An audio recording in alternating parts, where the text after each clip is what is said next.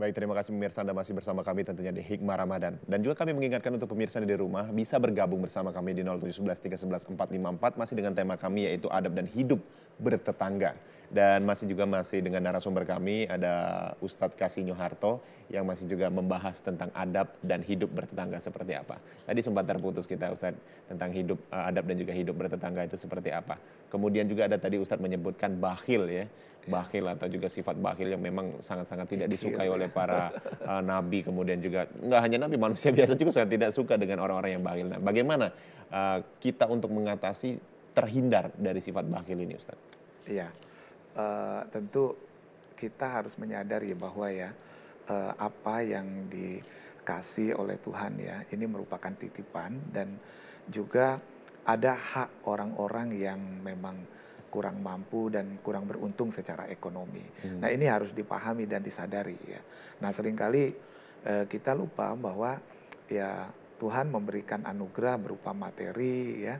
Ini em, eh, dikira hanya untuk ya kesenangan kita Hmm. semata Hmm. tanpa eh, kita mempertimbangkan kepedulian terhadap sesama. Hmm. Hmm. Nah, ini saya kira perlu dipupuk ya, ya sikap-sikap eh, peduli, sikap-sikap eh, kita em, pemberi Hmm. kepada sesama kayak gitu ya.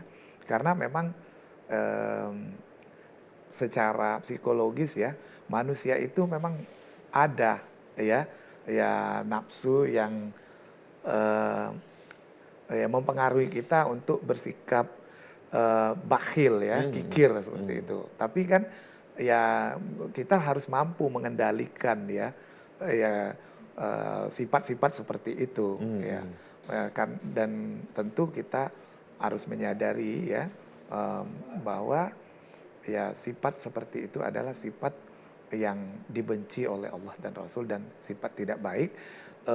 Dan juga secara sosial itu akan berpengaruh ya kalau kita tidak peduli kepada sesama. Ya sebut saja misalnya di tetangga tadi.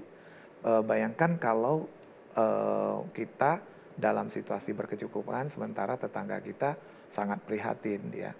Ya ini khawatir juga ya. Eh, ada semacam kecemburuan dan akhirnya tetangga bersikap eh, yang tidak baik ya, Hmm. ya pencurian atau apa kan kayak gitu. Nah ini kan ajaran Islam itu benar-benar peduli ya dalam rangka menciptakan ya stabilitas ya, ya menjaga stabilitas ya lingkungan ya, Hmm. ya terus terang eh, kan ada sebuah kisah ya yang sangat menarik ya, Amirul Mukminin ya ketika ada dialog ya yang luar biasa antara seorang ibu dengan seorang anak. Ini cerita yang sangat menarik ya tentang masalah ketaatan dan kejujuran ya kayak gitu. Nah, pada suatu malam ya seorang ibu ini mempengaruhi anaknya, kebetulan mereka profesi penjual susu ya, Hmm. agar menambahi susu itu dengan air ya. Tapi seketika anaknya luar biasa ya, em, bersikap eh, sangat teguh ya, dan tidak terpengaruh ya bujukan dari ibunya tadi untuk tetap berlaku jujur, tidak mencampuri susu tersebut dengan air. Ya sampai dia bilang ini kan nggak ada ini yang tahu katanya kan kayak gitu. Nah kebetulan kan Amirul Mukminin Umar bin Khattab itu lagi ronda Hmm. ya, Hmm. Hmm. mendengar percakapan ya, artinya seorang pemimpin memang betul-betul peduli ya dengan rakyatnya dan beliau ingin mendengar keluhan-keluhan eh, eh, penduduknya ya, Hmm. masyarakatnya. Dan ternyata kebetulan Umar mendengar percakapan yang sangat alot ya, bagaimana orang tuanya mempengaruhi anaknya ya agar mendapatkan keuntungan yang lebih besar, Hmm. maksudnya seperti itu. Hmm. Tapi anaknya secara tegas mengatakan ya walaupun tidak ada yang tahu, tapi Allah Maha tahu. Hmm. Nah, apa yang ingin saya katakan, Umar bin Khattab ya akhirnya melakukan perenungan dan introspeksi diri bahwa ternyata motif orang tua si anak tadi ya sebenarnya untuk melakukan kecurangan itu ya ternyata bukan karena mungkin dipengaruhi oleh sifat-sifat yang tidak baik, tapi karena ini persoalan kemiskinan. Oke, baik. Iya, Nanti oke. kita akan bahas lagi Baik, persoalan baik. kemiskinan tersebut. Ustadz, Iya. sebelumnya ada yang masuk ini. Assalamualaikum, selamat sore, dengan siapa di mana?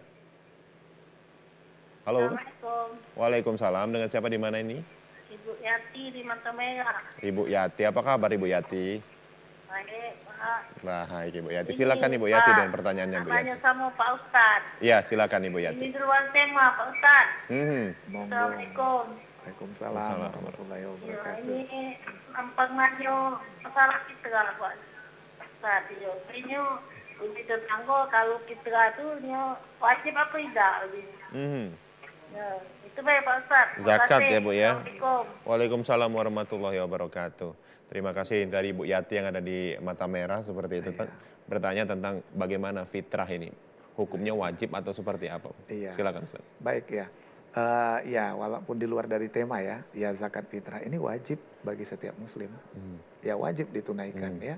Ya sekalipun ya masih anak-anak ya orang tuanya wajib mengeluarkan zakat fitrah.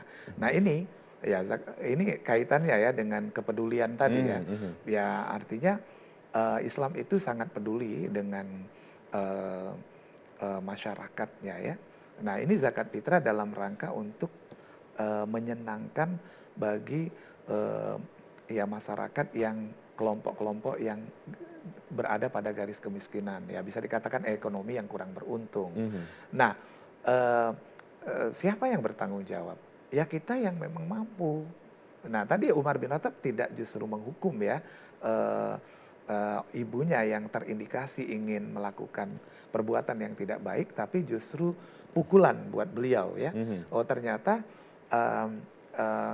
manusia yang menjurus kepada perilaku yang tidak baik, berlaku culas, berlaku ya ada indikasi ingin melakukan pembohongan dan penipuan ini kan karena ketidakadilan dan ya ekonomi yang tidak merata. Nah artinya ini tugas kita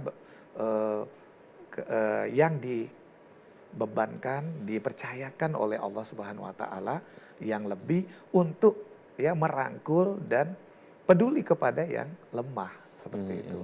Ya cuman memang tadi selaku manusia kita punya ya sifat-sifat kikir dan bakhil ya. Tapi bagaimana kita melawannya ya dengan upaya-upaya ya tentu kita menyadari ya bahwa ya Islam sangat menganjurkan agar kita memberikan sedekah ya zakat ya kepada umatnya yang posisinya dalam kondisi yang tidak mampu.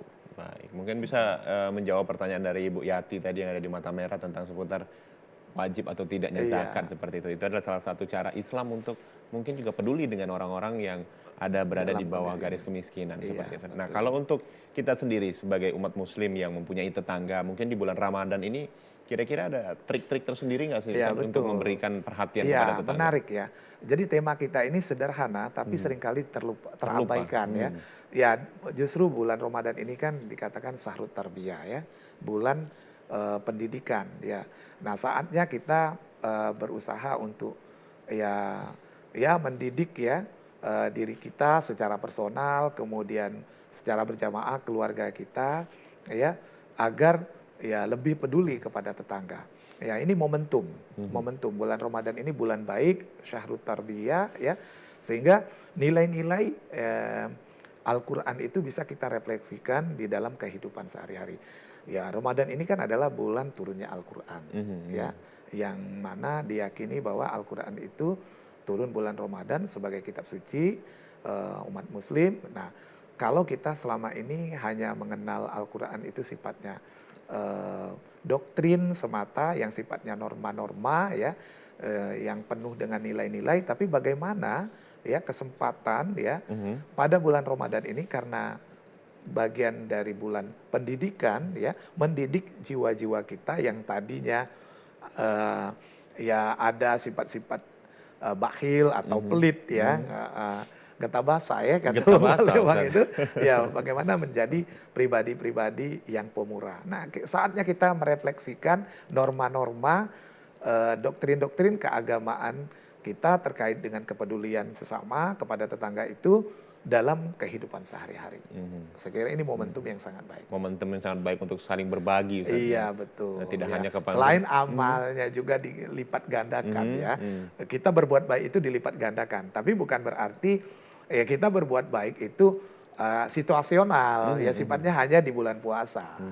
Ya karena sesungguhnya ya puasa kita itu berimbas ya. Kita lihat setelahnya, ya makanya latihan-latihan kita menjadi pribadi yang pemurah kayak gitu ya, pribadi yang santun, pribadi yang memang toleran seperti itu. Dan bagaimana kita nanti akhirnya kita lihat setelah bulan Ramadannya dan 11 bulan berikutnya. Baik. Ini ada telepon yang masuk kembali. Assalamualaikum, selamat sore. Bapak, Ibu dengan siapa di mana? Waalaikumsalam. Dengan Ibu siapa? Dengan Ibu Suci. Ibu Suci, apa kabar Ibu Suci? Alhamdulillah sehat. Alhamdulillah. Ibu Suci silakan Ibu dengan pertanyaannya Ibu. Ya mau nanya Pak Ustaz, Assalamualaikum. Waalaikumsalam. Kita ini punya anak yatim Pak Ustaz ya. Mm-mm. Jadi per bulannya kita nggak tanggung-tanggung, namanya amanah ada. Terus apa anak itu kok nggak baik dengan kita, hanya cuek gitu loh Pak Ustaz. Jadi itu apa lebih baik itu kita teruskan, apa ada batas-batas karena kita agak tersinggung gitu nah. Jadi lebih baik pemberian kita atau bantuan itu diteruskan atau gimana caranya Pak Ustaz? Baik. Iya, Itu aja, soalnya Bu Suci. orang tuanya pun kadang-kadang kalau tidak kita nelpon, dia nggak nelpon. Kita transfer juga, andai kata ini dia tidak ada. Nggak laporan. Pokoknya, oh iya terima kasih Bu, gitu aja. Terus anak-anaknya juga jauh dari kita. Minta penyelesaiannya. Ustaz. Oke. Baik, terima kasih Bu Suci. Segitu aja Bu. Iya. Ya, Baik. itu aja. Assalamualaikum. Waalaikumsalam warahmatullahi wabarakatuh. Ibu Suci mempunyai Iya. sodako kepada anak-anak yatim, akan tetapi mungkin feedbacknya kurang baik. Iya, Seperti Ustaz. iya, Bagaimana iya, Ustaz? iya. Kayak semacam ini ya, tidak apa namanya bersyukur ya kayak Bersyukur gitu. seperti itu. Orang sudah berbuat baik tapi responnya kurang kayak gitu ya. Cinta yang tak terbalas Iya. Ustaz. Kurang dihargai ya. Iya, Ustaz, silakan. Kurang Bagaimana? mengapresiasi orang yang sudah berusaha. Saya kira begini Bu Suci, ini saya kira bagian dari usaha kita untuk mengendalikan diri kita agar selalu bersikap baik kepada siapapun, termasuk orang yang ternyata tidak memberi respon baik kepada kita yang sudah berbuat baik. Apalagi tadi ini anak yatim. Anak Saya yatim. kira anjuran Nabi ya kepada anak yatim ini luar biasa. Artinya memang tugas kita untuk menyantuni anak yatim. Nah lantas pertanyaannya yang disantuni ini kok kayak merasa nggak tahu terima kasih seperti itu. Saya kira kita tidak terburu-buru ya untuk berprasangka bahwa mereka ini kok kayak kurang bersyukur dan tidak berterima kasih. Karena kita harus juga berpikir ya bahwa jangan-jangan ada variabel yang menyebabkan ya mengapa mereka bersikap seperti itu. Nah makanya kita perlu lakukan pendekatan. Ya artinya gini, mereka itu merasa mungkin tidak enak kayak gitu kan bisa saja. Benar. Ya bahwa justru malah dia bersikap baik ya artinya dia merasa merepotkan ya bahwa saya ini merepotkan orang ya artinya orang yang di hadapan Allah itu sangat baik orang yang kekurangan tapi dia tidak menunjukkan kekurangan terhadap hambanya. Nah barangkali bisa saja ya orang yang dihadapi Bu Suci tadi mereka ini orang yang merasa tidak enak kayak gitu ya disantunin ya kayak gitu. Kan ada ya orang-orang merasa seperti itu. mungkin tidak enak, merepotkan kayak seperti gitu. itu Ustaz ya. Artinya kita tidak terlalu buru-buru menghakimi ketika ketemu dengan kasus yang seperti ini sehingga kita malah justru ya tidak mau lagi berbuat baik ya seperti itu. Justru kita menjalin komunikasi karena seringkali mereka juga minder bisa saja kan seperti itu dan malu tidak mau merepotkan. Meskipun ada juga yang sebaliknya seringkali justru Malah nagih. nah over pula ya, Over, ya. gitu dikasih hati mau jantung Mau kan jantung, istilahnya benar, kayak Ustaz, gitu. iya. Nah jadi saya kira perlu kita melakukan pendekatan dengan kasus-kasus seperti ini. Bisa saja ada semacam kesungkanan ya, ketidakenakan ya. Ya saya juga ada ya punya tetangga seperti itu. Ya kayaknya dia apa ya eh, apa namanya responnya itu datar. Ya diberi atau tidak diberi itu sama Sama saja saja. seperti itu. Lah kita harus memahami oh ternyata memang sifatnya seperti itu. Dan jangan-jangan ya walaupun dia seperti itu ya kita punya prasangka baik saja. Di belakang kita dia mendoakan kita. Benar, benar. Nah itu jadi kita memang dianjurkan tidak buru-buru berprasangka. Ada tetangga saya jadi dia ya kita beri dan tidak beri itu sama Sama saja saja, kayak ya. gitu. Tapi kita tetap harus berbuat baik itu tidak ya pandang bulu ya.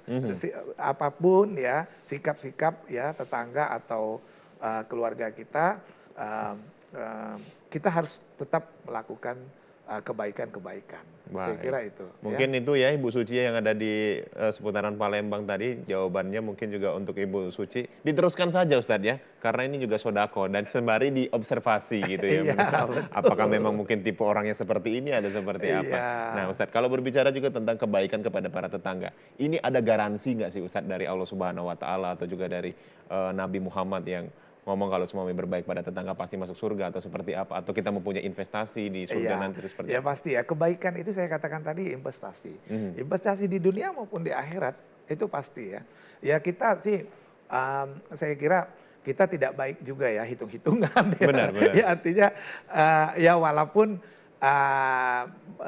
untuk kelas tertentu ya istilahnya fadilatul amal ya. Fadilah-fadilah amal kebaikan ya artinya agar kita ini semangat ya, antusias ya. Sehingga kita memberikan kabar-kabar gembira bahwa janji Allah ini akan kalau kita berbuat baik ini akan dilipat gandakan dan kemudian jaminannya surga. Ya itu baik saja ya. Tapi saya kira untuk kapasitas kita yang sudah mulai lebih ya memahami doktrin-doktrin Islam, kita beribadah itu ya memang betul-betul ikhlas. Nah, bagaimana sebenarnya ukuran ikhlas itu? Ya betul-betul kita mengharapkan ridho Allah Subhanahu Wa Taala. Ya, ya kalau motivasi untuk edukasi kepada anak-anak boleh lah ya. Tapi saya kira semakin kita menggali nilai-nilai Islam ya. Ya motivasi kita itu hanya ridho Allah ya. Ya artinya apa? Berbuat baik itu automatically, auto ya, auto lah itu. Investasi dunia dan akhirat. Pasti dapat itu ya. Asli itu. Jadi jangan ragu, ya jangan ragu. Min haitsu la yahtasib. Ya. Kemudian juga mungkin ada yang berpikiran seperti ini ya Ustadz, ketika misalkan dia sodako 5.000, mengharap nanti diganti 5 juta gitu. Nah, maksudnya di Allah yang mengganti. Itu sebenarnya boleh nggak sih hitung-hitungan sama Allah lah? Boleh nggak sebenarnya? Ya, boleh-boleh saja ya. Tapi saya katakan tadi bahwa sesungguhnya nilai kebaikan itu ya akan mendatangkan suatu kebaikan lagi seperti itu. Itu yang poinnya kayak gitu ya. Dan harus yakin seperti itu ya. Ya nggak harus hitung-hitungan. Dan kita tidak berharap bahwa apabila kita berbuat baik kepada seseorang tersebut akan berbalas balik kepada kita. Tapi Allah akan membalas melalui hamba-hambanya yang lain. Baik, mudah-mudahan. Iya. Itu teori bola kasti tadi Ustadz ya. Nah, iya. Mungkin bisa lebih dipaham Ya, untuk pemirsa yang ada di betul, rumah. Baik Ustadz, mungkin kesimpulannya Ustadz dari adab dan hidup bertetangga ini seperti apa Ustadz? Ya, saya mengajak kita semua untuk ya merefleksikan ya. Tentu kita tidak asing lagi dengan nilai-nilai Islam terkait dengan bagaimana kita harus berbuat baik ya. Ihsan kepada tetangga, kepada keluarga, sahabat, jiran dan lain sebagainya. Namun seringkali mudah diucapkan tapi berat dilakukan. Ya saya kira bagaimana kita dalam bulan yang baik ini ya merefleksikan nilai-nilai ajaran yang baik itu dalam kehidupan keseharian kita. Saya kira itu kuncinya. Baik, sekali lagi terima kasih tentunya Ustadz Profesor Dr. Haji Kasinyo Harto MA yang sudah memberikan tentunya tausiah dan juga pencerahan bagi kami dan juga bagi pemirsa yang ada di rumah. Sekali lagi terima kasih dan mudah-mudahan apa yang sudah kami sajikan sore hari ini dapat menjadi berkah dan juga dapat menjadi tuntunan untuk pemirsa yang ada di rumah. Akhirnya saya Dika Saputra mewakili seluruh kerabat kerja bertugas pamit undur diri. Wabillahi taufik wal hidayah. Wassalamualaikum warahmatullahi wabarakatuh. Waalaikumsalam warahmatullahi wabarakatuh.